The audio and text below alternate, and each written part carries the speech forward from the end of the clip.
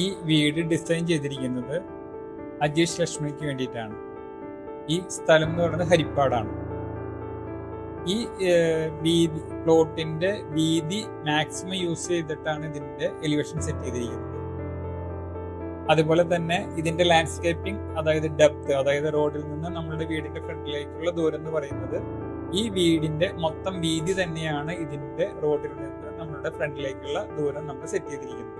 അപ്പോഴാണ് ഇത് കാണാൻ നല്ലൊരു ആംബിയൻസിൽ നമുക്ക് സെറ്റ് ചെയ്യാൻ പറ്റിയിരിക്കുന്നത്.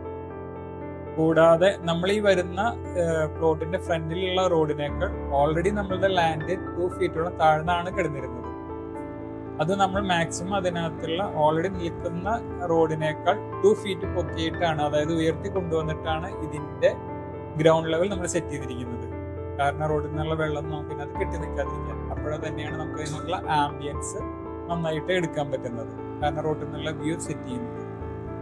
ഈ വീടിന്റെ ഈ മൊത്തം ഈ വർക്കുകളെല്ലാം ചെയ്തിരിക്കുന്നത് ഈ ഹരിപ്പാട് സറൗണ്ടിങ്സ് എന്നുള്ള നമ്മളുടെ വർക്കേഴ്സിനെയാണ് യൂസ് ചെയ്തിരിക്കുന്നത്. അതായത് ലോക്കലി ഇവിടെ കിട്ടുന്ന വർക്കേഴ്സിന് തന്നെയാണ് നമ്മൾ ഇതിനകത്ത് മാക്സിമം യൂസ് ചെയ്തിരിക്കുന്നത്.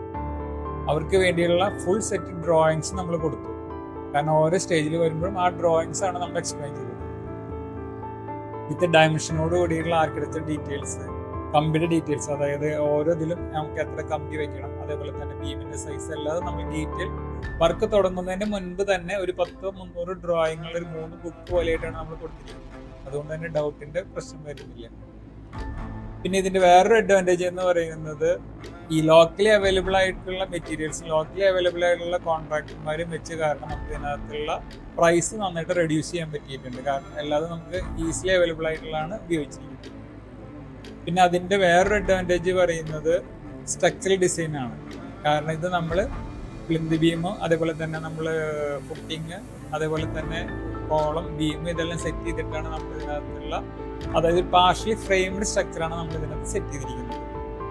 അതുകൊണ്ട് തന്നെ നമുക്ക് ഈ പറഞ്ഞ എർത്ത് ക്വേക്കിന്റെ വരുന്നതും അതല്ലെങ്കിൽ ഫ്ലഡ് വന്നാലും ഇതിനൊന്നും ബാധിക്കാത്ത രീതിയിലാണ് നമ്മൾ ഇതിനകത്തുള്ള സ്ട്രക്ചർ ഡിസൈൻ ചെയ്തിരിക്കുന്നത്. ഇതൊക്കെയാണ് ഓവറോൾ ഇതിനകത്തുള്ള ഒരു കൺസെപ്റ്റ്.